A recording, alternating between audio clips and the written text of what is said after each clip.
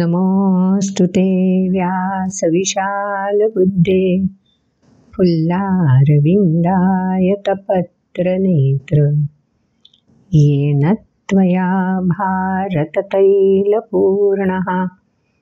प्रज्वालितो ज्ञानमयः प्रदीपः नारायणं नमस्कृत्य नरं चैव नरोत्तमं देवीं सरस्वतीं व्यासं ततो जयमुदीरयेत्। ॐ श्री परमात्मने नमः।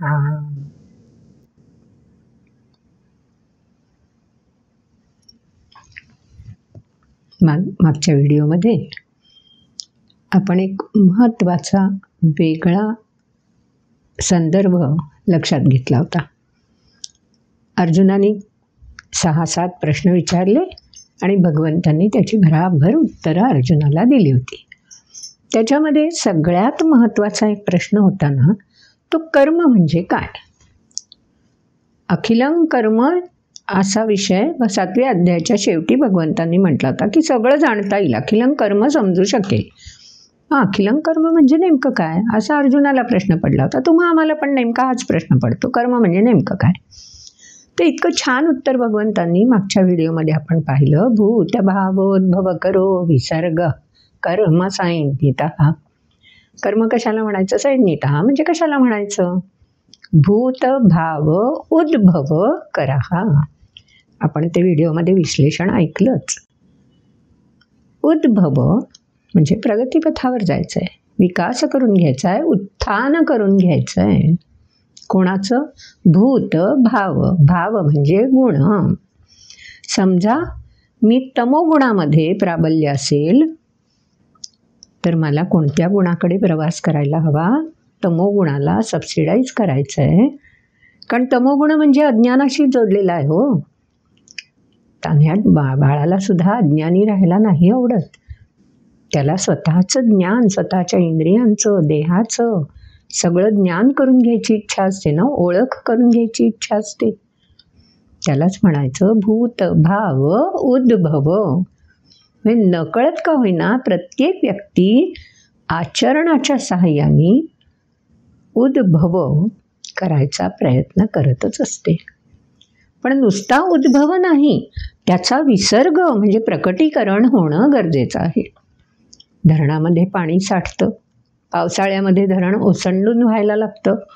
मग काय करावं लागतं. पाण्याचा विसर्ग. केव्हा. ओसंडून व्हायला लागल्यावर. जेव्हा आपली उत्कंठा, जिज्ञासा इतकी पराकोटीला पोहोचते की ती संतृप्त झाल्याशिवाय आपल्याला चैनच पडत नाही, अशी जेव्हा स्थिती येते तेव्हाच व्यक्तीकडून जाणीवपूर्वक आचरण केलं जातं. त्याला म्हणायचं कर्म. आणि असं कर्म आपल्याला निश्चितपणे प्रगतीपथावर घेऊन जातं. म्हणून अज्ञानाकडून ज्ञानाकडे जो प्रवास भूत भाव उद्भव कराहा विसर्ग, हा जो प्रवास आहे ना, त्याला म्हणायचं कर्म असं भगवंतांनी सांगून दिलं. आणि मग हे अखिल म्हणजे काय. आयुष्यभर जोपर्यंत श्वास चालू आहे तोपर्यंत अशा प्रकारे जे कर्म रुजू केलं जाईल ते अखिल कर्म. जे पुन्हा स्वतःला अधोगतीला नेईल 6व्या अध्यायात म्हटल्याप्रमाणे, त्याला नाही छान उद्भव करा हा कर्म नाही म्हणता येणार. म्हणून कर्म 4थ्या अध्यायात आपण कर्म अकर्म विकर्म तेही भगवंतांनी सगळं सांगून दिलं आहे. म्हणजे कर्माविषयीचं विवेचन जे आहे ना ते भगवंतांनी 3ऱ्या अध्यायापासून केलेलंच आहे. तरी पण 8व्या अध्यायामध्ये संक्षेपात भगवंतांनी हे सांगून दिलं. आता या कर्माशी संबंधितच एक आपल्या सुनंदाताई पत्की आहेत ना, त्यांनी एक प्रश्न आपल्याला विचारला आहे. आपल्याला स्क्रीनवर तो प्रश्न बघायला मिळतोच आहे. त्यांनी असं विचारलं की 3ऱ्या अध्यायामध्ये एक महत्त्वाचा श्लोक आहे, एक शाश्वत सत्य भगवंतांनी आपल्यासमोर मांडलं आहे. श्लोक आठवत असेल तुम्हाला, पुन्हा एकदा नाही तर तो व्हिडिओ जरूर बघा. सह यज्ञ प्रजा सृष्ट्वा पुरोवाच प्रजापती अनेन प्रसविष्यध्वमेशवो स्विष्टकामधुक् असा तो 10वा श्लोक आहे. आणि सुनंदाताईंना प्रश्न पडला आहे की यातल्या दुसऱ्या ओळीचा नेमका अर्थ काय आहे. ठीक आहे, आपण पुन्हा एकदा घेऊया. विवेचन तेव्हा झालं असणारच आहे, पण ते संक्षेपात झालं असेल. पुन्हा एकदा लक्षात घेऊया. पहिल्या ओळीत असं म्हटलं आहे की प्रजापतीही सृष्ट्वा, प्रजापतींनी उत्पन्न केली. काय? प्रजा. कशी? सहयज्ञा. म्हणून संबंध कोणाकोणाचा आहे? प्रजापती आणि प्रजा. प्रजा शब्द दोन्हीमध्ये. प्रजा म्हणजे सृष्टी, सृष्टीची उत्पत्ती केली. मग या सृष्टीमध्ये केवढं वैविध्य आहे हो. या सगळ्या वैविध्याला विशिष्ट आकार प्राप्त करून देणं आणि त्या आकारामुळे अस्तित्व स्वतंत्र देणं हे सगळं सोपं काम नाही आहे ना. ते करण्याचं काम कोणी केलं आहे? प्रजापती. म्हणजे भगवंत स्वतःच सांगतायत की मी प्रजापतीला म्हणजे ब्रह्मदेवाला हे काम सोपवलं आणि त्यानं या प्रकारे ती उत्पत्ती घडवून आणलेली आहे. मग आता बघा, प्रजा म्हणजे तुम्ही आम्ही. आपल्या सगळ्यांची उत्पत्ती ज्यानं केली तो आपला स्वामी, म्हणून प्रजापती. मग तो जर अधिपती आहे, स्वामी आहे आणि त्यांनी आपल्याला स्वतंत्र अस्तित्व प्राप्त होईल, त्या अस्तित्वाचं प्रयोजन स्वतःच उलगडून बघता येईल असे सगळं इंद्रिय मन बुद्धी हे पण वरदान स्वरूप आपल्याला मिळालं. त्यासाठी प्रजापतींनी तपस्या केलेली आहे ना. मग आपलं दायित्व, आपलं कर्तव्य, आपलं कर्म कसं असायला हवं? त्या प्रजापतीप्रती कृतज्ञता व्यक्त करणारं असायला हवं ना.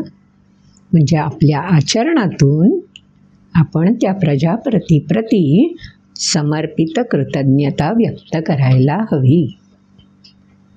अनेन प्रसविष्यध्वम, परस्परांना त्याशिवाय प्रसन्नता कशी बरं प्राप्त होईल? प्रजापती भरभरून आपल्याला देत आहेत, आपल्यासाठी सृष्टीच्या मार्फत एवढं सगळं देत असतात. मग त्याच्याप्रतीही आपल्याला कृतज्ञतापूर्वक समर्पण करायला हवं ना. इष्ट कामधुक, जे मला हवंय ते जर मला मिळतं आहे तर ज्याच्यामुळे मिळतं आहे त्याच्याप्रती माझं दायित्व आहे. हा त्या दुसऱ्या ओळीचा आपला अर्थ आहे. अनेन प्रसविष्यध्वम एषः वहा तू इष्ट कामधुक. परस्पर कृतज्ञतापूर्वक समर्पणाची देवाणघेवाण. मग पुढचा श्लोक देवान भावयतानेन वगैरे ते आपण स्पष्टीकरण पुन्हा त्या व्हिडिओमध्ये नक्की पाहू शकाल. तेव्हा मला वाटतं सुनंदाताईंच्या प्रश्नाचं आता निराकरण किंवा उत्तर समर्पक त्यांना मिळालं असेल. अजून काही वेगळा प्रश्न असेल तरी आपण विचारू शकता. आता आज आपल्याला अक्षर ब्रह्म योग हा 8वा अध्याय, तो तर आपण समजून घेतला आणि त्याच्यामध्ये हेही जाणलं शेवटच्या श्लोकात की जे 4 मार्ग तत्कालीन समाजामध्ये दृढ झालेले होते की या 4 मार्गांच्याद्वारे आपण पुण्य फल मिळवू शकतो आणि त्याच्या आधारे निश्चितपणे परमात्म्याला जाणू शकतो, असा समज समाजामध्ये दृढ होता. कोणते 4 मार्ग तेही आपण मागच्या व्हिडिओमध्ये लक्षात घेतले. वेदेषु, यज्ञेषु, तपस्सु आणि दानेषु. म्हणजे वेद याचा अर्थ वेदांमध्ये जे ऋषीमुनींनी अभ्यासपूर्वक मनन चिंतनातून तत्त्व जाणलं, त्या तत्वासंबंधी जे देवता स्वरूप त्यांना जाणवले त्यांच्या प्रती स्तवन मनन चिंतनातून जे मंत्र त्यांना स्फुरले ते त्यांनी आपल्या वाणीद्वारे प्रकट केलेले आहेत. ते वेदांमध्ये व्यासमुनींनी ग्रथित केलेले आहेत. मग त्या वेदांमधून त्या मंत्रांविषयी चिंतन मनन करून जाणून घेणं आणि त्यात सांगितलेल्या कृतीनुसार यज्ञ संपन्न करणं म्हणजे त्यातून पुण्यफल जमा होतं हा समज होता. यज्ञेषु, यज्ञ करतानाच मुळी संकल्प करते व्यक्ती आणि त्या संकल्पानुसार फलित प्राप्त व्हावं म्हणून हवनाची क्रिया घडते, मंत्र म्हणण्याची क्रिया घडते आणि समर्पणही केलं जातं. त्यामुळे यज्ञाद्वारे सुद्धा पुण्यफल जमा होणार आहे.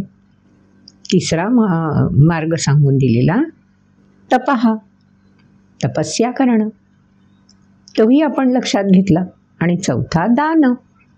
दान देताना कोणत्या गुणांचा प्रभाव आहे हे फार महत्त्वाचं असतं. सगळ्या समाजाला दाखवून मी दान देणारा आहे असा शिक्का जर मारून घ्यायचा असेल तर त्या दानापासून कोणतं हो पुण्य प्राप्त होईल. पण दान देणाऱ्याला मात्र वाटत राहतं मी एवढं दान दिलंय म्हणजे माझं पुण्य संचित केवढं वाढलं असेल. दान देताना एखाद्यावर त्याला तुच्छ लेखायचं आणि दान द्यायचं, ह्यात तरी कसला हो दानाचा पुण्य संचय होणार. आणि एखाद्याने दान देताना अतिशय सात्विक वृत्तीने दिलं पण तरीही मी एवढं दान देत आलोय हे मनामध्ये बुद्धीमध्ये रुजवणं, तो सुद्धा अहंकारच ना. म्हणजे यातून पण पुण्यफळ मिळणार, कारण ज्याला दिलं त्याला त्याचा उपयोग होणारच आहे ना. पण त्यातून जे संचित जमा होईल ते पुन्हा आपल्या आत्म्याला लेप लावणारच ठरणार ना. मग आपल्याला परमात्मा कसा भेटेल. म्हणून 8व्या अध्यायाच्या शेवटच्या श्लोकात स्पष्ट सांगून दिलं अत्येति तत् सर्वं विदित्वा. याच्या पल्याड गेलं पाहिजे. ह्या सगळ्याच्या अतीत पलीकडे ज्याला जायला जमेल त्यालाच परमात्म्याची प्रचिती होऊ शकते, अनुभूती मिळू शकते. मग हे 8व्या अध्यायात स्पष्ट केल्यानंतर एक छोटीशी गोष्ट या संदर्भात आठवते, तीही समजून घेऊया. म्हणजे 9व्या अध्यायाकडे जायला आपल्याला खूप सोपं जाईल. एकदा अर्जुन आणि श्रीकृष्ण असे चालले होते. दोघांमध्ये छान गप्पा गोष्टी सुरू होत्या. आणि त्या काळात सुद्धा कर्ण हाही दानशूर म्हणून प्रसिद्ध. तेव्हा अर्जुनाला नेहमी प्रश्न पडायचा की युधिष्ठिर दादासुद्धा दान देतात, रोज दान देतात, समाजामधले अनेक जण दान देत असतात, तरी कर्णाचं विशेषत्व काय आहे. कर्णाला दानशूर का म्हटलं जातं आणि दानशूर का. अर्जुनाचा प्रश्न आहे. श्रीकृष्णाला विचारलेला. तुम्हा आम्हाला पण पडतोच ना. दानी व्यक्ती आहे ठीक आहे, दानशूर कसा, याचा काय अर्थ आहे नेमका. तर कृष्णाने अर्जुनाचा प्रश्न ऐकला, छान नेहमीसारखं स्मितहास्य केलं आणि अर्जुनाला म्हणाला ठीक आहे चल तुला याचा प्रत्ययच दाखवतो. दोघंजण निघाले. एके ठिकाणी गेल्यावर अर्जुनाला श्रीकृष्ण म्हणाले हा बघ, हा समोर एक डोंगर दिसतोय ना, त्या डोंगरामध्ये सोनं दडलंय बरं. ते सोनं त्यामध्ये दडलंय, त्याचं तू दान करायचंस, जमेल. अर्जुन म्हणाला हो, कोणाला दान करायचं. कृष्ण म्हणाला बघ बरं, ह्या डोंगराच्या पल्याड जे गाव आहे ना त्या गावकऱ्यांना यातलं सगळं सोनं तुम्ही लुटून न्या, तुमच्यासाठीच तो खजिना आहे म्हणून सांग आणि त्यांना ते दान कर. अर्जुन म्हणाला ठीक आहे. गेला अर्जुन, गावामध्ये गेला, गावकऱ्यांना एकत्र केलं, सांगितलं आणि या चला सोनं लुटून न्या म्हणून सांगितलं. गावकऱ्यांना खूप आनंद झाला. विश्वास ठेवून गावकरी आले, ज्यानं त्यांना आपल्या क्षमतेप्रमाणे खुदाई केली आणि खरंच सोनं मिळतंय पाहिल्यावर जेवढं शक्य आहे तेवढं प्रत्येक जण भरभरून सोनं घेऊन जायला लागले. अर्जुनाने काय केलं, छान तो कौतुकाने ते सगळं बघत राहिला. मनात भाव कोणते होते, कृष्णाने मला सांगितलं की इथे सोनं आहे ते द्यायचं आहेस तू, पण देणारा तर मीच आहे ना. मग ह्या गावकऱ्यांपर्यंत मध्यस्थ म्हणून पोहोचून मी त्यांना सांगितलं आणि आता ह्या गावकऱ्यांच्या चेहऱ्यावर किती सुंदर आनंद मला बघायला मिळतोय. हे विचार अर्जुनाच्या मनात. गावकरी सोनं भरभरून नेतायत, ठेवतायत, परत येत आहेत, चालू आहे त्यांची लगबग आणि अर्जुन ते सगळं बघत थांबलाय. थोड्या वेळाने श्रीकृष्णाने अर्जुनाला भानावर आणलं. ठीक आहे म्हणाला, चल जाऊ, गावकऱ्यांचं काम चालू राहील तिथे. अर्जुन म्हणाला, खरंच की. दोघं जण पुढे निघाले. अर्जुन म्हणाला, काय रे, हे का केलं पण आपण? तू मला कर्णाला दानशूर का म्हणायचं ते सांगणार आहेस ना? हो ना म्हणाला, तेच तुला सांगतोय. आता तू इकडेच थांब, मी कर्णासोबत येतो, कर्णाला घेऊन येतो. श्रीकृष्ण कर्णाकडे गेले. चल माझ्याबरोबर म्हणाले. आला कर्णही. दोघं जण आले. तिथपर्यंत आल्यावर कृष्णाने सांगितलं, जे अर्जुनाला सांगितलं होतं तसंच कृष्णाला सांगितलं की या डोंगरामध्ये सोनं दडलेलं आहे, गावकऱ्यांना ते तू देऊन टाकावंस. तू गावकऱ्यांशी संपर्क कर आणि त्यांना सांग की ह्याच्यात सोनं दडलं आहे, ते तुमच्यासाठी आहे, तुम्ही ते घेऊन जा. कर्ण म्हणाला, ठीक आहे, तू म्हणशील तसं. गावकऱ्यांना बोलवलं आणि सगळ्यांना एकत्र करून सांगितलं की ह्या डोंगरामध्ये सोनं दडलेलं आहे, तुम्ही ते सोनं काढून घ्या, ते सोनं तुमच्यासाठी आहे. गावकऱ्यांना खूप आनंद वाटला. आले गावकरी. अर्जुन पलीकडे उभाच होता. गावकरी आले, सोनं खणून काढायला लागले. कर्ण म्हणाला, चल की कृष्णा, जाऊ आपण. कृष्ण म्हणाला, अरे गावकऱ्यांना सोनं दिलंयस ना तू? नाही म्हणाला, मी कुठं दिलंय? तू मला सांगितलंस की तिथे सोनं आहे, तू गावकऱ्यांकडे निरोप देऊन ये आणि गावकऱ्यांना घेऊन जायला सांग. मी तर फक्त हा निरोप पोचवला. आता गावकरी त्यांचं काम करतायत, आपण जाऊया. अर्जुन तिकडे हे ऐकत होता. आता कृष्ण म्हणाला, ठीक आहे, मग आपण जाऊया म्हणतोस, नको इथे थांबायला?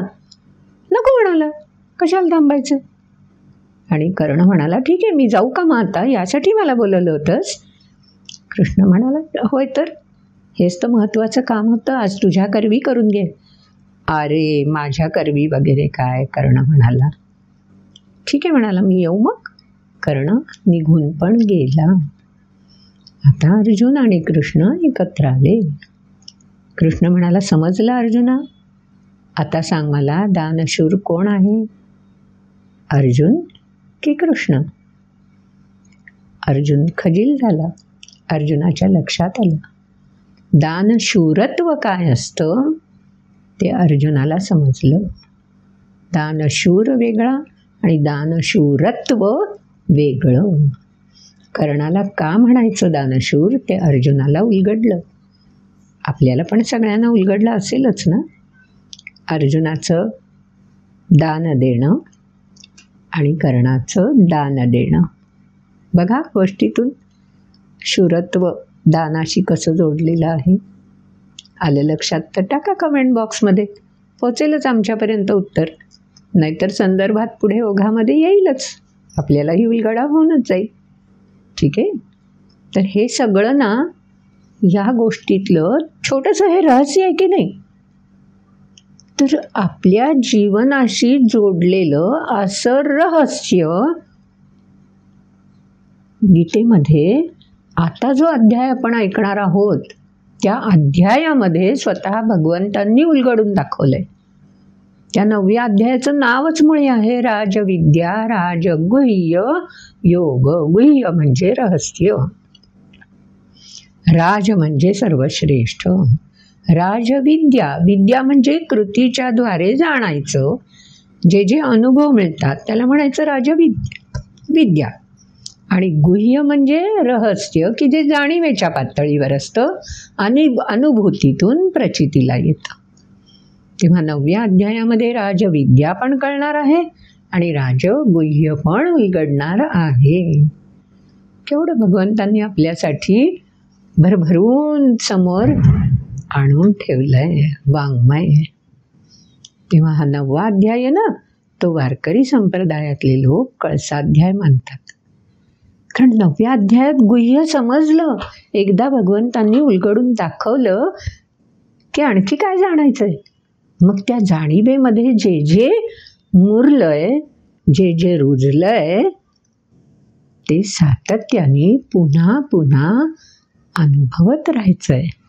10व्या अध्यायापासून भगवंत आपल्याला तेच सांगणार आहेत. पण आधी हा 9वा अध्याय राजविद्या राजगुह्य योग जाणला तर पाहिजे. त्याचे श्लोक कोणते आहेत तेही तर उलगडून बघितले पाहिजेत. मग सुरुवातीला ऐकूयात 9व्या अध्यायामधले श्लोक. ओम श्री परमात्मने नमः. अथ 9मोऽध्यायः.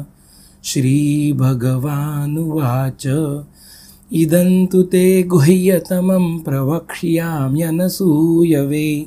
ज्ञानं विज्ञानसहितं यज्ञात्वा मोक्ष्यसे शुभात्. राजविद्या राजगुह्यं पवित्रमिदमुत्तमं. प्रत्यक्षावगमं धर्म्यं सुसुखं कर्तुमव्ययम्. अश्रद्धधानाः पुरुषा धर्मस्यास्य परन्तप.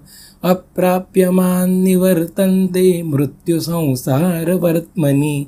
मया ततमिदं सर्वं जगदव्यक्तमूर्तिना. मत्स्थानि सर्वभूतानि न चाहन्तेष्वस्थितः. न च मत्स्थानि भूतानि पश्य मे योगमैश्वरम्. भूतभृन्न च भूतस्थो ममात्मा भूतभावनः. यथाकाशस्थितो नित्यं वायुः सर्वत्र गोमहान्. तथा सर्वाणि भूतानि मत्स्थानीत्युपधारय. सर्वभूतानि कौन्तेय प्रकृतिं यान्ति मामिकाम्. कल्पक्षये पुनस्तानि कल्पादौ विसृजाम्यहम्. प्रकृतिं स्वामवष्टभ्य विसृजामि पुनः पुनः. भूतग्राममिमं कृत्स्नमवशं प्रकृतेर्वशात्. न च मान्तानि कर्माणि निबध्नन्ति धनञ्जय. उदासीनवदासीनमसक्तं तेषु कर्मसु. मयाध्यक्षेण प्रकृतिः सूयते सचराचरम्. हेतुनानेन कौन्तेय जगद्विपरिवर्तते. अवजानन्ति मां मूढा मानुषीं तनुमाश्रितं. परं भावमजानन्तो मम भूतमहेश्वरम्. मोघाशामोघकर्माणो मोघज्ञानाविचेतसः. राक्षसीमासुरीं चैव प्रकृतिं मोहिनीं श्रिताः. महात्मानस्तु मां पार्थ दैवीं प्रकृतिमाश्रिताः. भजन्त्यनन्यमनसो ज्ञात्वा भूतादिमव्ययम्. सततं कीर्तयन्तो मां यतन्तश्च दृढौ व्रताः. नमस्यन्तश्च मां भक्त्या नित्ययुक्ता उपासते. ज्ञानयज्ञेन चाप्यन्ये यजन्तो मामुपासते. एकत्वेन पृथक्त्वेन बहुधा विश्वतोमुखम्. पहिला श्लोक ऐकलात ना. पहिल्या श्लोकात अर्जुनासाठी भगवंतांनी खूप सुंदर शब्द वापरलाय. हा अध्याय स्वतः भगवंतांनीच सुरू केलाय. अर्जुनाला प्रश्न वगैरे विचारण्याची गरजच पडलेली नाही आहे, कारण भगवंतांनाच अजून भरभरून सांगावंसं वाटतंय. आणि म्हणून पहिल्या श्लोकामध्ये भगवंतांनी अर्जुनाला अनसूयवे असा शब्द वापरलाय. आपल्याला अनसूया नाव माहिती आहे बरोबर. श्री दत्तगुरूंच्या मातेचं नाव, अत्री ऋषींच्या पत्नीचं नाव. असूया, कुणाही बद्दल असूया ज्याच्या मनात नाही त्याला म्हणायचं अनसूय. अर्जुन असाच आहे. अतिशय सरळ निष्पाप वृत्तीचा अर्जुन आहे. आणि म्हणून अर्जुनाला भगवंतांनी हे विशेषण देऊन टाकलंय. तेव्हा जर राजविद्या राजगुह्य जाणायचं असेल तर आपली वृत्तीसुद्धा अनसूयवे व्हायला हवी, हे सहजपणे भगवंतांनी आपल्याला सांगून दिलंय बरं. तेव्हा अनसूय असूया, असूया केव्हा उत्पन्न होते? जेव्हा द्वंद्व असतं, जेव्हा शंका असते, जेव्हा अज्ञान असतं, मत्सर असतो, हे सगळे हातात हात घालून कब्जा करतात आपला, तेव्हा असूया आपोआप आचरणातून, वाणीतून, देहबोलीतून प्रकट होते. हे सगळं जेव्हा या सगळ्यामधून कटाप होऊन जाईल, तेव्हा ते विशेषण व्यक्तीला प्राप्त होईल. अनसूय असा अर्जुन आहे, म्हणून अर्जुन अधिकारी बनलाय कशाचा? राजविद्या, राजगुह्य जाणण्याचा. आणि ही का जाणायची आहे विद्या, हे गुह्य? मोक्ष्यसे अशुभात. दुसऱ्या ओळीत म्हटलंय बघा, अशुभात मोक्षसे. शुभ म्हणजे हितकर, कल्याणकारी, श्रेयस्कर. आणि मग अशुभ म्हणजे प्रेय, भौतिकाशी जोडणारं, आजच्या भाषेत मटेरियल, द्रव्याशी जोडून ठेवणारं, चिकटवणारं, आसक्त करणारं. आसक्तीपासून तुला जी विद्या, जे गुह्य दूर नेईल, मुक्त करेल, ते मी तुला आता सांगणार आहे. प्रवक्ष्यामी, सांगतो. आणि नुसतं ज्ञान नाही आहे, ज्ञान विज्ञान सहित आहे. विज्ञान म्हणजे प्रत्यक्ष प्रमाण मिळणार आहे आपल्याला. प्रत्यक्ष प्रमाण केव्हा मिळतं? जेव्हा कृती करतो तेव्हा. त्यामुळे आचरणातून प्रत्यक्ष प्रमाण मिळवू शकशील आणि त्यातून अनुभूतीपर्यंत पोहोचू शकशील म्हणजे रहस्य. त्यामुळे ज्ञान विज्ञान एकत्रितपणे जेव्हा समजेल, तेव्हा आपल्याला विद्याही जमली, जी विज्ञानाशी जोडलेली आहे, आणि ज्ञान म्हणजे गुह्य पण उलगडलं. अर्जुनाचं निमित्त करून भगवंत आपल्याला ते उलगडून दाखवणार आहेत. घेऊया समजून. हे राजविद्या, राजगुह्य कसं आहे ते दुसऱ्या श्लोकात वर्णन केलं आहे. त्याच्या खोलामध्ये नको जाऊया, ते सहज आपल्याला समजून घेता येईल. फक्त प्रत्यक्ष अवगमन हा शब्द आहे ना, प्रत्यक्ष प्रमाण व्यक्ती मिळवू शकते. एक सांगा मला, संतुष्टता, तृप्तता, समाधान हे ज्याचं त्यालाच कळतं की नाही हो? त्याचं प्रमाण बाहेरून कोणी देऊ शकतं? ते ज्याचं त्यालाच लक्षात येतं ना, त्याला म्हणायचं प्रत्यक्षावगमन. ठीक आहे. बाकी तर विशेषणं सगळी सोपी आहेत, आपण समजू शकतो. पण हे सगळं जाणायचं असेल, ही विद्या उलगडून बघायची असेल, तर पहिल्यांदा जेव्हा विज्ञानातले प्रयोग आपण करतो, तेव्हा विश्वास ठेवावा लागतो की हे असं घडू शकतं. मग ते कशा प्रकारे घडेल, का घडेल, केव्हा घडेल, हे सगळे प्रश्न सोडवण्यासाठी म्हणून आपण प्रयोग करतो. बरोबर की नाही? मीठ पाण्यात विरघळतं. आधी मला विश्वास ठेवायला हवा ज्यांनी सांगितलं त्यांच्यावर. कशावरून असा प्रश्न विचारला की ते काय म्हणतात, करून बघ. बरोबर की नाही? म्हणजे ज्यांना सांगितलं त्याच्यावर विश्वास ठेवून आपण कृती करतो, मग आपल्याला प्रत्यय मिळतो, म्हणजे ज्ञानसंपन्न आपण होतो. म्हणजे श्रद्धाच नाही ठेवत, अश्रद्धधाना पुरुषा, 3रा श्लोक ऐकला ना आपण. ज्यांची श्रद्धाच नाही, ज्यांचा विश्वासच नाही आहे, त्यांना विज्ञान कसं जाणता येईल? शंकेने ग्रस्त असणाऱ्याला प्रचिती मिळेलच कुठून? प्रमाण सिद्ध कसं करता येईल? म्हणून पहिला भाग आहे विश्वास.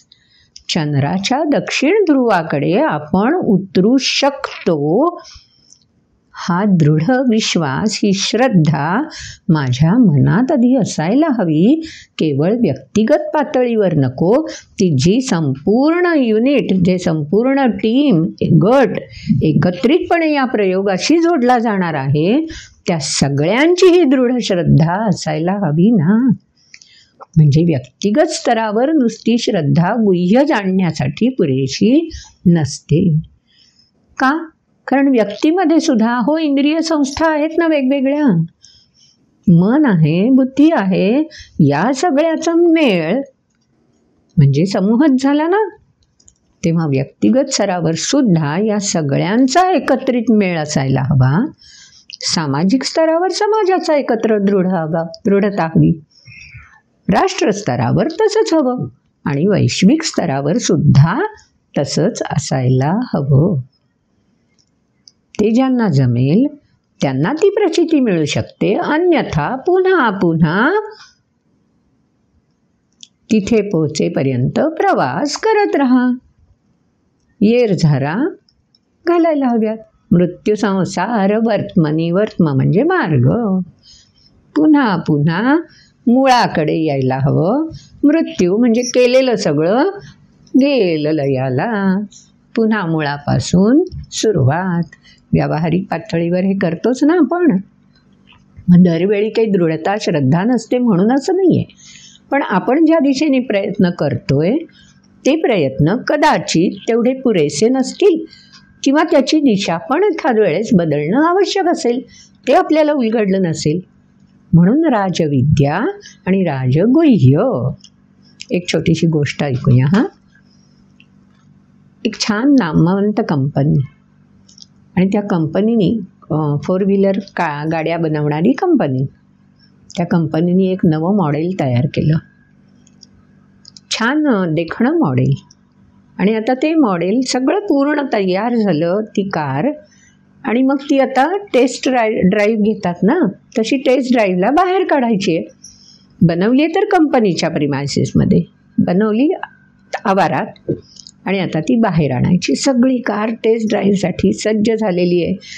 जे जे त्याच्यामध्ये इन्व्हॉल्व होते, सामावलेले होते त्या कार बनवण्याच्या प्रोसेसमध्ये, कृतीमध्ये, ते सगळेजण उत्सुकतेने जमा झालेले होते की आता याची टेस्ट ड्राईव्ह कशी होती आहे.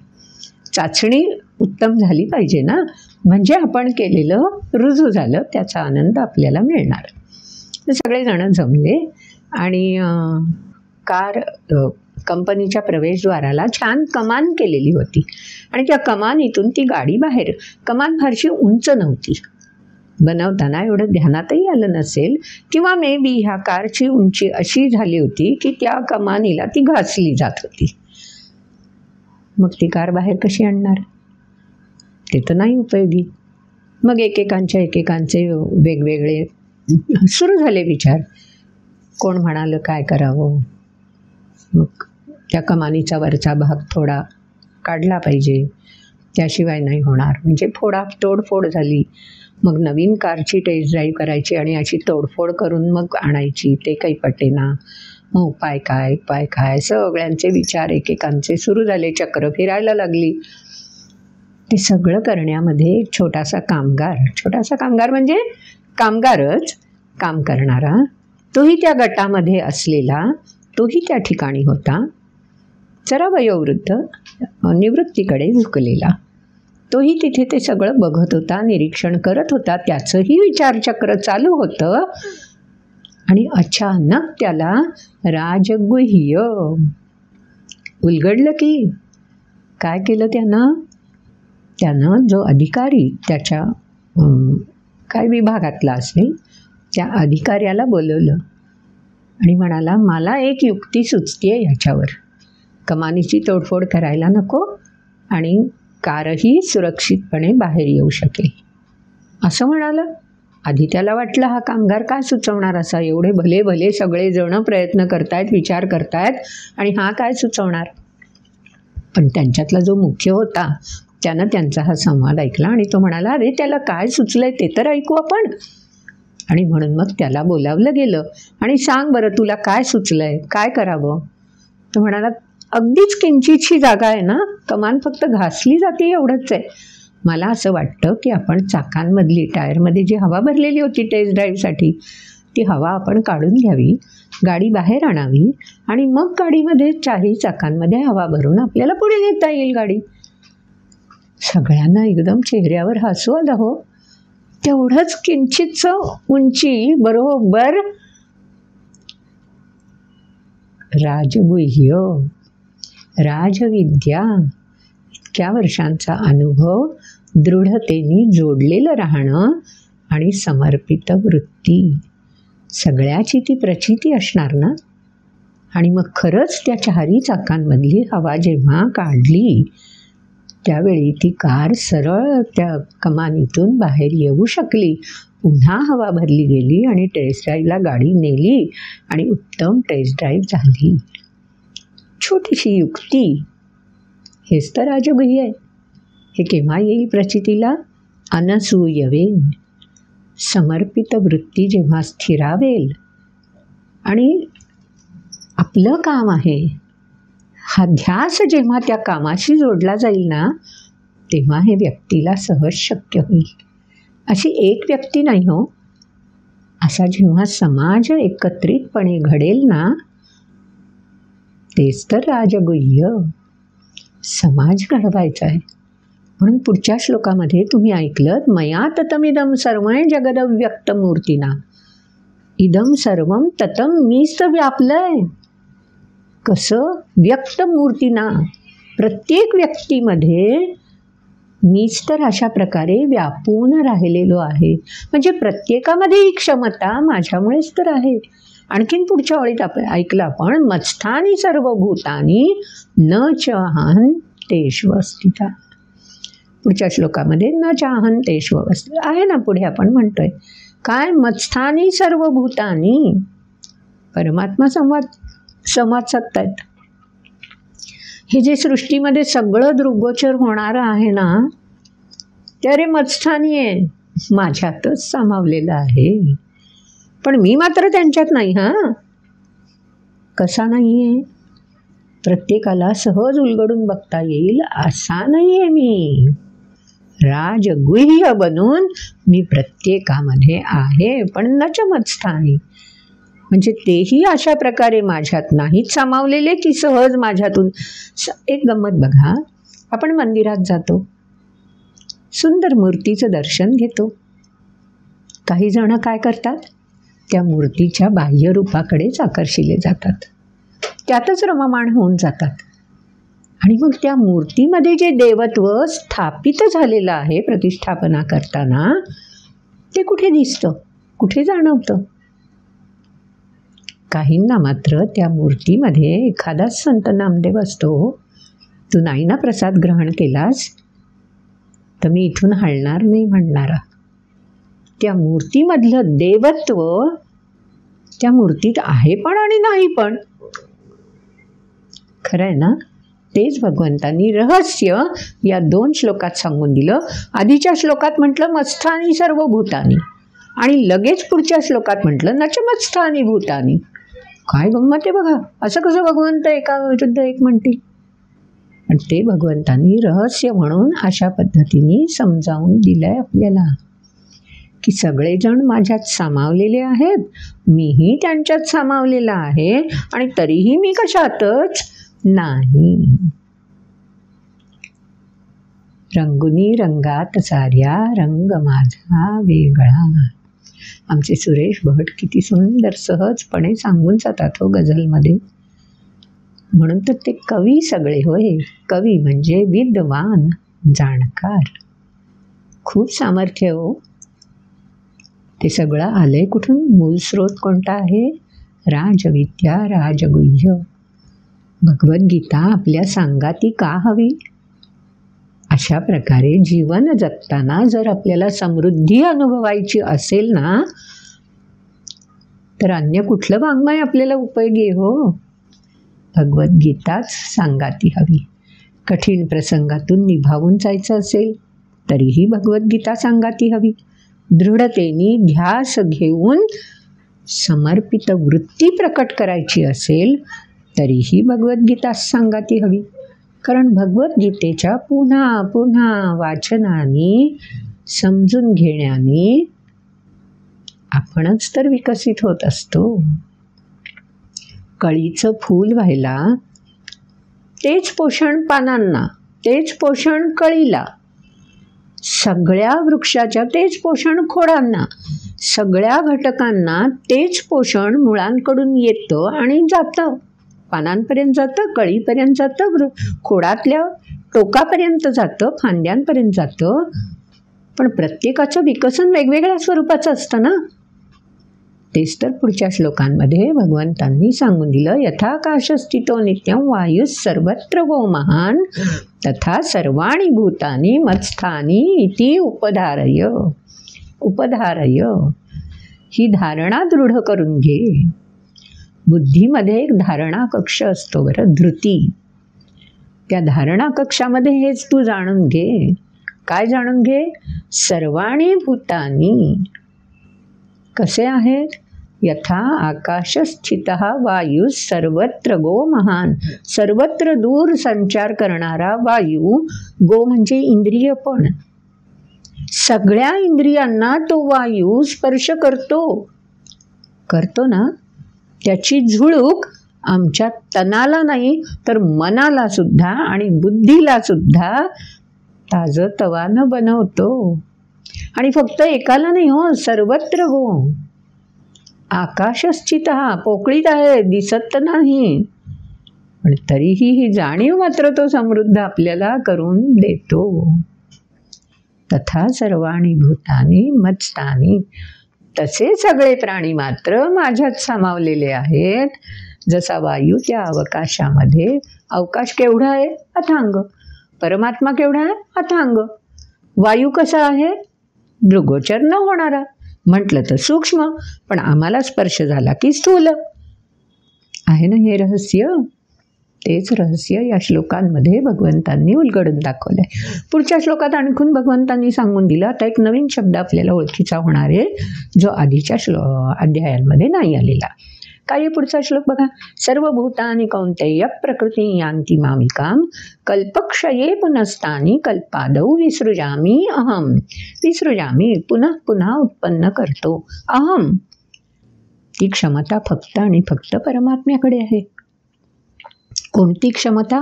विसृजामी, पुन्हा पुन्हा सृजनाची क्षमता. केव्हा?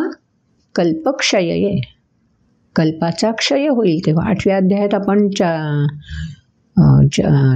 ब्रह्मदेवाचा चतुर्युगाशी संबंध लक्षात घेतला. ब्रह्मदेवाचा दिवस, ब्रह्मदेवाची रात्र, ते सगळं 8व्या अध्यायात आपण उलगडून बघितलंय.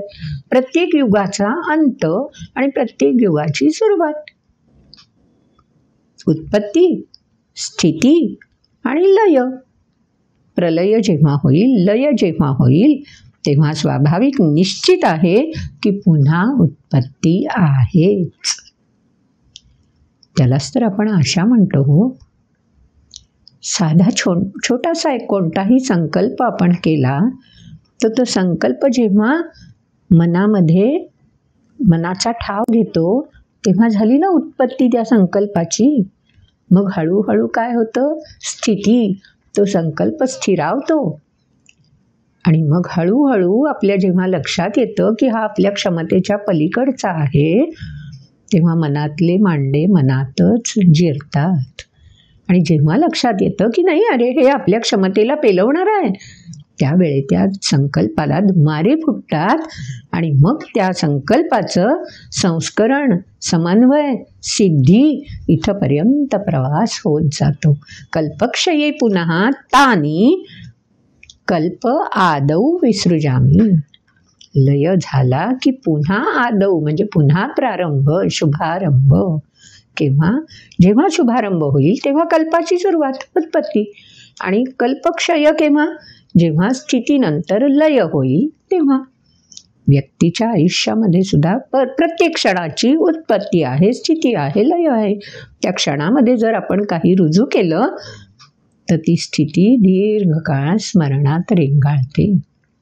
मग तो क्षण तर लय पावतो, पण त्याची स्मृती मात्र दीर्घकाळ आपल्याला प्रेरित करत राहते.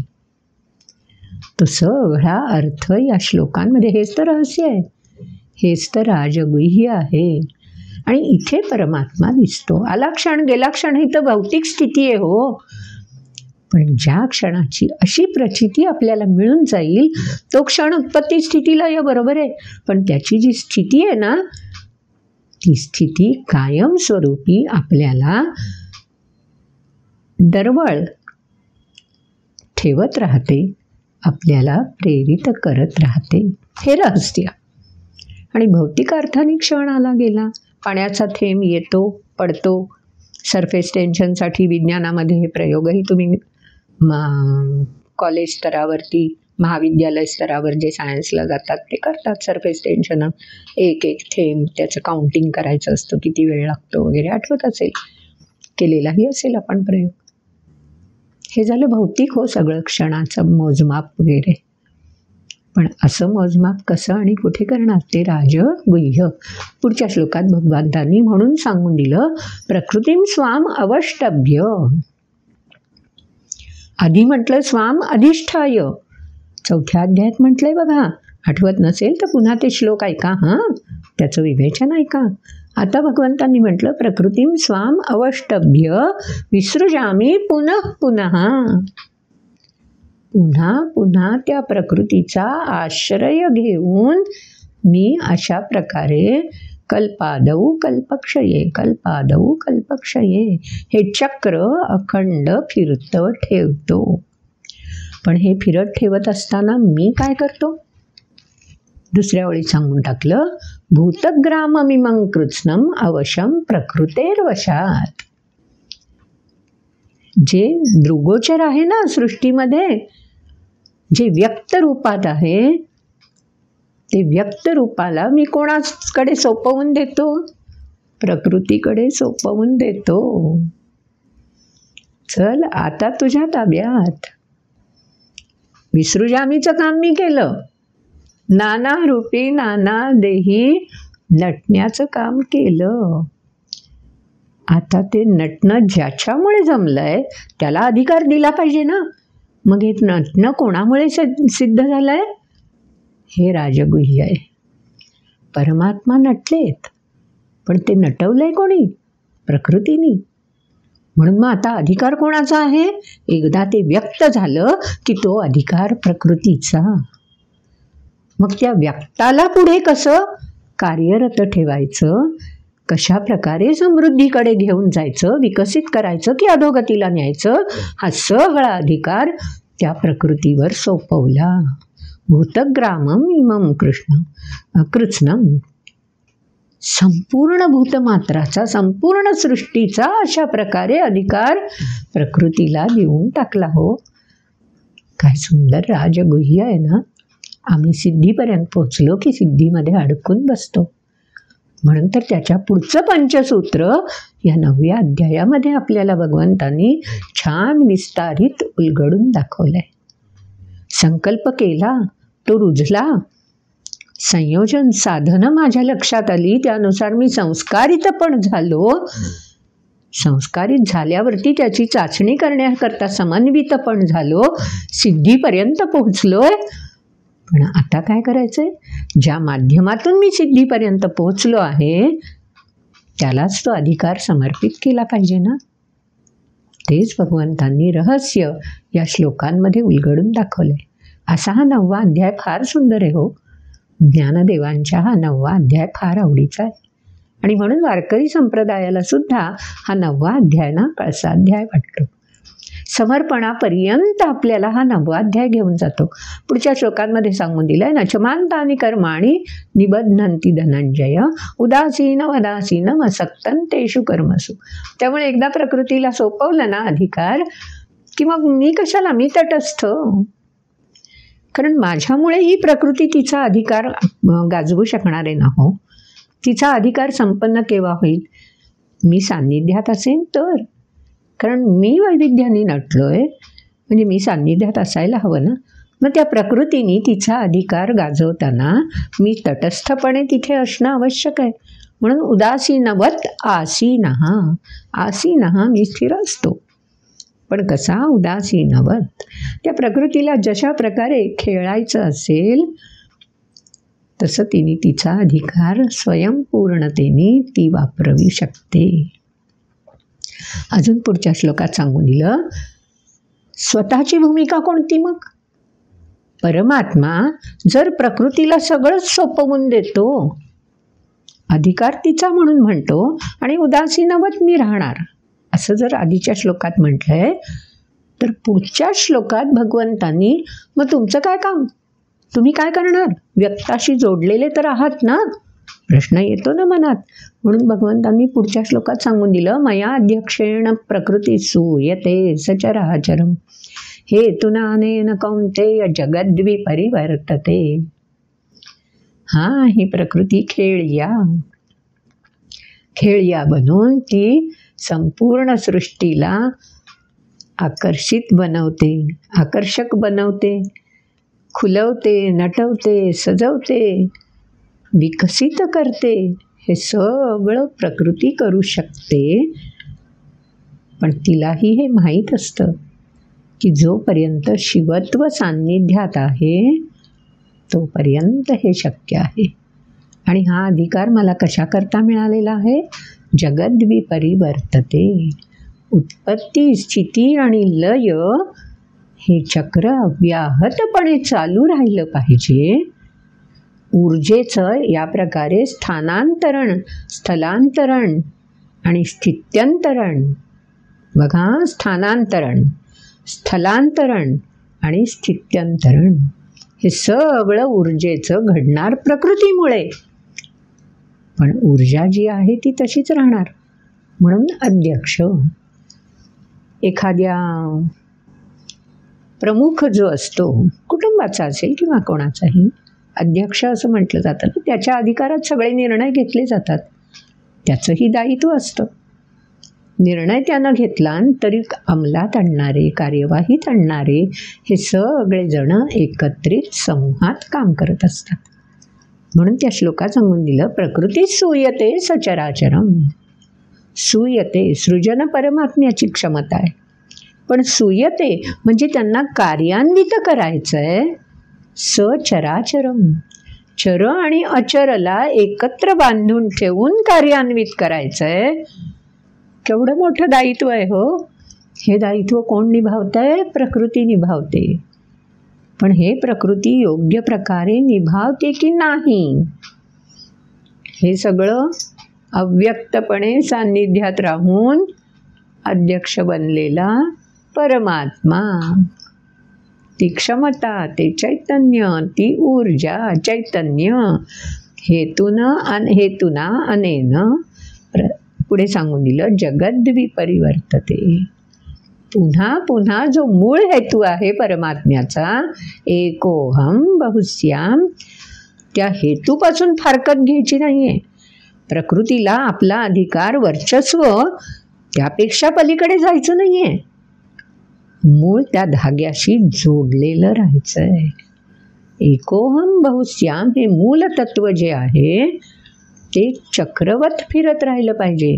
बहुश्याममध्ये एकत्व प्रचितीला येत राहिलं पाहिजे. केवढं मोठं दायित्व आहे हो प्रकृतीचं. आपल्या व्यक्तिगत देहात सुद्धा इंद्रिय संस्था प्रत्येक आपापलं दायित्व निभावते. ती स्वतंत्रपणे कार्य करते. पण सगळ्या इंद्रिय संस्था मिळून एकत्रितपणे देह प्रकटपणे कार्य करतो ना. अनुभवून बघा. शरीरशास्त्र आपलं आपल्याला कळतं. अन्नाचं सेवन केलं, पचन झालं, उत्सर्जन झालं, रक्त, रस, पण ह्या सगळ्यांचा कार्याचा मेळ, सूयते सचराचरम आणि अध्यक्ष येणं, हे सगळं समन्वित कार्यान्वित ठेवण्यासाठी एकसूत्रता आवश्यक आहे ना. ती एकसूत्रता म्हणजे राजगुह्य. आणि हे एकसूत्रता कशी कार्यान्वित राहू शकते हे जाणणं आणि प्रत्यक्ष प्रमाण मिळवणं म्हणजे राजविद्या. तेव्हा प्रत्यक्ष प्रमाण विज्ञान राजविद्या आणि त्यामागचं तत्व, त्याच्याशी बांधिलकी, तिथे बद्धता, ते राजगुह्य. मयाध्यक्षेण प्रकृती सूयते सचराचरम हेतुनानेन कौन्तेय जगद्विपरिवर्तते. म्हणून परिवर्तनशीलता.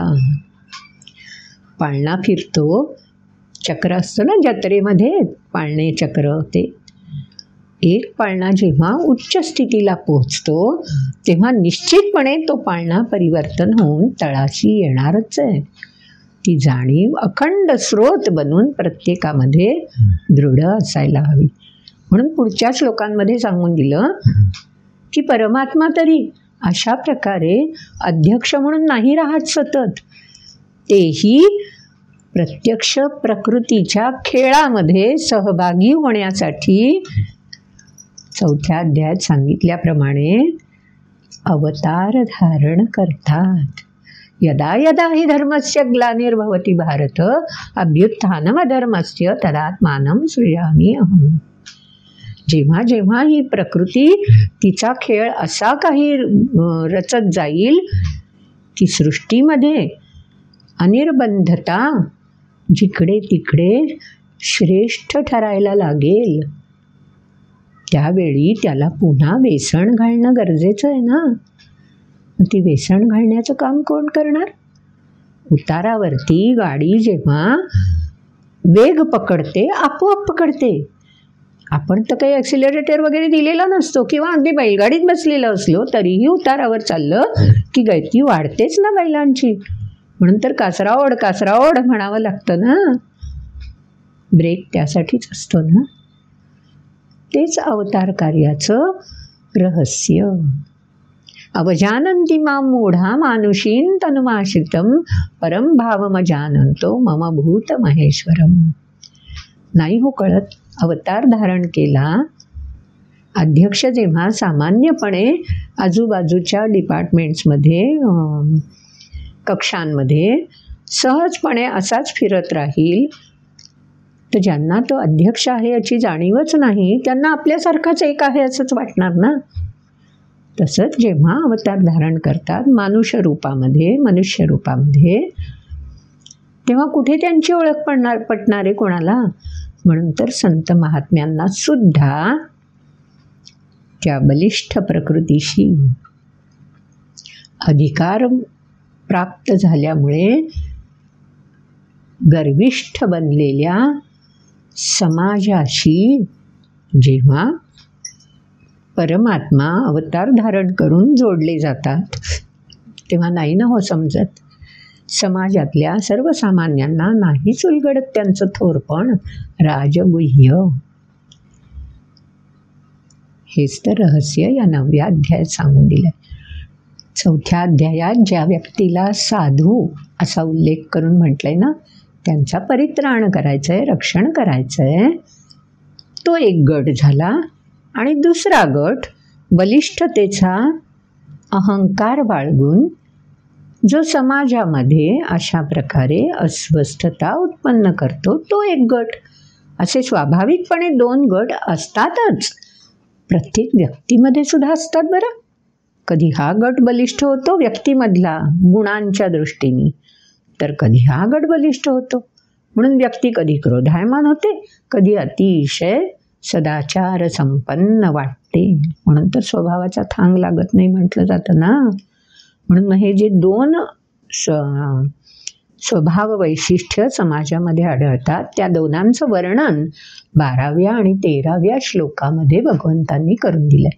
मोघाशा मोघ कर्माणो मोघ ज्ञाना विचेतसा राक्षसी मासुरी चैव प्रकृतीम मोहिनीम आश्रिता. मोहिनीम एक असं करतोय का? अरे त्याला बलिष्ठपणाने वागल्यावर बघा बळी तो कान पिळी म्हटलं जातं ना आपल्याकडे. बघा कसं सगळा मान मिळतो, कसं संपन्नता मिळते. आपणही त्याच वाटेने जाऊया. अनेकांना वाटायला लागतं ना. मोघाशा मोघ कर्माणो मोघ ज्ञान. त्या वाटेने जायला लागलं की आमची इंद्रिय मन बुद्धीची ससे होलपट सुरू होते. कळत असतं हो, मनालाही कळत असतं की ही जी वाट धरली आहे ना ती फारशी काही सगळ्यांना आनंद देणारी नाही, आपल्यालाही स्वस्थता देणारी नाही. पण तीच वाट मोहमयी ठरते, मोहिनी. आणि तीच आकर्षक वाटून त्या दिशेने चालावं असं वाटतं. अशा व्यक्ती पुढच्या श्लोकात म्हणून टाकलं राक्षसीम आसुरी. माझाच अधिकार आहे राक्षसी आसुरी. कुणाचं भलं हो नाही तर न हो माझा. सगळं हे कशाशी निगडीत आहे? आचरणाशी, कर्माशी, म्हणजे थोडक्यात विज्ञानाशी. आता पुढच्या श्लोकामध्ये सांगून दिलं ज्ञानाशी जोडलं गेलं की काय आढळतं. महात्मानस्तु मां पार्थ दैवीं प्रकृतिमाश्रिताः भजन्त्यनन्यमनसो ज्ञात्वा भूतादिमां. ज्ञात्वा शब्दाला जाणायचंय, अनुभूती मिळवायची, प्रचिती मिळवायची, जाणीवा विकसित करायच्या आहेत. म्हणजे विज्ञानातून पुढचा प्रवास सुरू करायचा आहे. पण विज्ञानाद्वारेच करायचा आहे. आचरणातूनच एक एक पायरी आपण पलीकडे विकसित होत जात राहतो. त्यासाठी महात्मानः हा शब्द वापरलाय.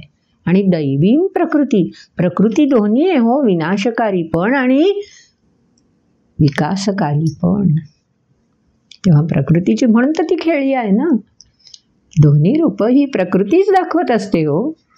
संथ वाहते कृष्णामाई, अनेकांसाठी जीवनदायिनी. आणि कधी तिने रौद्र रूप धारण केलं की विनाशकारी पण तीच असते ना. प्रकृतीची ही दोन्ही रूप आहेत, त्यातलं गुह्य जाणता आलं पाहिजे. म्हणून मग सततं कीर्तयन्तो मां यतन्तश्च दृढव्रताः. दृढतापूर्वक विकासाशी जोडलेलं राहणं, दृढतापूर्वक गुह्य जाणण्यासाठी प्रयत्नशील राहणं, जाणीवा वृद्धिंगत व्हाव्यात म्हणून आचरण करत राहणं. सततं कीर्तयन्तः. चिंतन मनन. कीर्तयन्तः म्हणजे काय असतं हो? कीर्तनामध्ये दुसरं काय असतं? आपल्याला कीर्तनकार चिंतन मननासाठीच तर प्रवृत्त करतात ना. प्रवचनकार तेच तर काम करत असतात ना. ते नाही म्हणत या वाटेनी या, असं करा, नाही हो. आदेश देणारा आपण कोणी नाही हे त्यांना कळत असतं. ते फक्त काय करतात, मार्ग हा आहे बरं. समयीची ज्योत प्रज्वलित झाली की जे जे भोवताल आहे त्या भोवतालामध्ये काहीही असू दे ते सगळंच दृग्गोचर होतं ना. समयीची ज्योत थोडीच असं म्हणते याला नाही मी प्रकाश देणार, याला नाही मी माझे प्रकाशित होणारे किरण पोत, नाही ना असं होत. म्हणून सततं कीर्तन, सातत्याने अशा प्रकारे चिंतन मननाद्वारे विकासाचीच वाट धरायला हवी. असं ज्यांना जमतं, नमस्यंतश्च मां भक्त्या. मग त्यांच्यामध्ये नमस्यंतः म्हणजे विनम्रता, आढ्यताखोरपणा, अहंकारिता, गर्व ह्याचा लवलेशसुद्धा शिल्लक राहत नाही. आणि तो आचरणातून प्रतिबिंबित होत राहतो. बघा 2 गट झाले की नाही, तेच भगवंतांनी इथे सांगून दिले. मग जेव्हा एक गट बलशाली होईल तेव्हा स्वाभाविकपणे त्याला दडपून जो गट बलशाली होणं आवश्यक आहे त्याला बळ देणं जरूर आहे ना. मग ते बळ कसं मिळतं? पुढच्या 2 श्लोकात सांगून दिलं. ज्ञानयज्ञेन चाप्यन्ये यजन्तो माम उपासते. माम उपासते. आपण जो संकल्प केला आहे, आपण जो ध्येय निश्चित केलं आहे, जो ध्यास घेतलेला आहे त्याच्या प्रती उपासते. सातत्याने त्याच ध्येयाप्रती अग्रेसर राहण्यासाठी कर्म आचरण रुजू करत राहायचं आहे. तेच या श्लोकामध्ये सांगून दिलं. त्यालाच म्हणायचं ज्ञान यज्ञ. यज्ञ म्हणजे कृती. यज्ञाचे अनेक प्रकार 4थ्या अध्यायामध्ये भगवंतांनी सांगून दिलेले आहेत. आपण त्याचं विवेचन ऐकलेलं आहे. पुन्हा एकदा त्याच्याशी जोडलं जायचं असलं तर आपण मागचे व्हिडिओ नक्की बघू शकता. ज्ञानयज्ञेन च अपि अन्ये यजन्तः माम उपासते. फक्त ज्ञानयज्ञच नाही आहे, अन्य जे यज्ञाचे मार्ग आहेत, प्रकार आहेत, त्यातला कोणताही यज्ञ पण माम उपासतेसाठी, आत्मविकसनासाठी, जाणीवा समृद्ध होण्यासाठी एकत्वेन पृथक्वेन आपापल्या स्तरावर करू शकता किंवा एकजूट होऊन एकत्रितपणे ध्येय निश्चित करू शकते. व्यक्ती स्वतंत्र ध्येय निश्चित करू शकते किंवा सामूहिकरित्या निश्चित करू शकते. पण व्यक्तिगतरित्या निश्चित केलेलं ध्येय सामूहिक ध्येयाशी जोडलेलं असायला हवं. म्हणून सांगून दिलं बहुधा विश्वतो मुखम. विश्वाला प्रचिती देणारं मुखम. मुखाद्वारे आपली प्रचिती, आपली ओळख होत असते ना. तेव्हा विश्वामध्ये ओळख निर्माण होईल. ओळख दृढ होईल अशा प्रकारे आपल्याकडून यज्ञस्वरूप कार्य घडायला हवं. आपण जी पहिली गोष्ट ऐकली ना अर्जुन आणि कर्णाची, आता तुम्हाला उलगडा होईल विश्वतोमुखम. शूरत्व काय असतं तेही याच्यामधून लक्षात येईल. पुढच्या श्लोकात सांगून दिलं, एकत्वेन पृथक्त्वेन बहुधा विश्वतोमुखम. विश्वतः मुखम, विश्वामध्ये ओळख निर्माण होते. कशामुळे? ज्ञानयज्ञेन एकत्वेन पृथक्त्वेन. किती सुंदर राजविद्या पण आपल्याला सांगितली आणि राजगुह्य पण भगवंतांनी सांगून दिलंय. रहस्य सहजासहजी उलगडणारं नाही आहे. साधा अर्थ आपण पुस्तकी अर्थ वाचला तर आपल्याला हे रहस्य कळेलच कसं. पण अशा प्रकारे जेव्हा आपण चिंतन मननातून आपल्याच अभ्यासातून सामाजिक स्थितीशी जोडले जाऊ तेव्हा हे सगळं रहस्य हळूहळू आपल्याला जाणीवेत दृढावेल आणि प्रचितीला यायला लागेल. त्यासाठीच तर संतचरित्रांचा मागोवा घ्यायला हवा. अगदी ऋषीमुनी होऊन गेले की नाही कुणास ठाऊक वगैरे, काहींना अविश्वास वाटतो, काहींना ते तद्दन खोटं आहे हो, असले कुठे ऋषी मुनी आणि इतकी आमची संस्कृती आहे का पुराणी वगैरे वगैरे. म्हणा काहीही, जे सत्य आहे ते प्रचितीला येणारच आहे. मग जगात सत्य काय आहे? सत्य एकच आहे, तत्वज्ञान. तत्व सत्य आहे. पृथ्वीला गुरुत्वाकर्षण आहे. आपण उंचावरून उडी मारली तर आपण पडू शकतो, पण तेच विमानातून उतरताना मी जर का त्या पॅराशूटचा आधार घेतला तर मी सुरक्षितपणे तेवढ्या उंचीवरून पण जमिनीपर्यंत येऊ शकतो. हेही विज्ञान, तेही विज्ञानच. पण एका विज्ञानामध्ये आपण ज्ञानाशी साठगाठ नाही आणि त्याच विज्ञानाला ज्ञानाशी जोडत गेलो, ध्यास घेऊन प्रगतीपथावर नेत राहिलो की संशोधन ज्याला म्हणतो आपण, त्यातूनच तर आपल्याला विज्ञानाचा विकसित टप्पा, पुढचा टप्पा गाठता येतो. आजकाल पेटंट वगैरे शब्द आहेत ना, विज्ञान आहेच हो आमच्याकडे, ते ज्ञानामध्ये परावर्तित करून त्याचं स्वामित्व, म्हणजे मागच्या श्लोकात जे भगवंतांनी सांगून दिलं, काय श्लोक आहे आपला तो, मत्स्थानी सर्वभूतानी, तेही सांगितलं आणि नचमत्स्थानी भूतानी. या दोन्हीचं रहस्य अशा प्रकारे आपल्याला उलगडू शकतं. पुढच्या श्लोकांमध्ये अजून असं सुंदर राजविद्या आणि राजगुह्याचं दर्शन आपल्याला घडणारच आहे. पण आजचा व्हिडिओ आपण या ठिकाणी संपन्न करूया. आवडला असेल तर जरूर लाईक करा. कमेंट बॉक्समध्ये आपल्याला याविषयी काही अभिप्राय, प्रश्न द्यावेसे वाटले तर जरूर द्या. आम्ही स्वागतासाठी सज्ज आहोत. आपण आपल्या आप्तेष्टांना, मित्रांना व्हिडिओ शेअर तर करत असालच, आणि त्याहीपेक्षा महत्त्वाचं, आजपर्यंत जर आपण सबस्क्राईब केला नसेल ना चॅनल तर जरूर सबस्क्राईब करा. आणि बेलचं बटन आहे ते बेलवर क्लिक केलं की आपल्याला नोटिफिकेशन मिळत राहील, पुढच्या व्हिडिओसंबंधी कळत राहील आल्यावर. तेव्हा जरूर भेटूया पुढच्या व्हिडिओमध्ये. नमस्कार.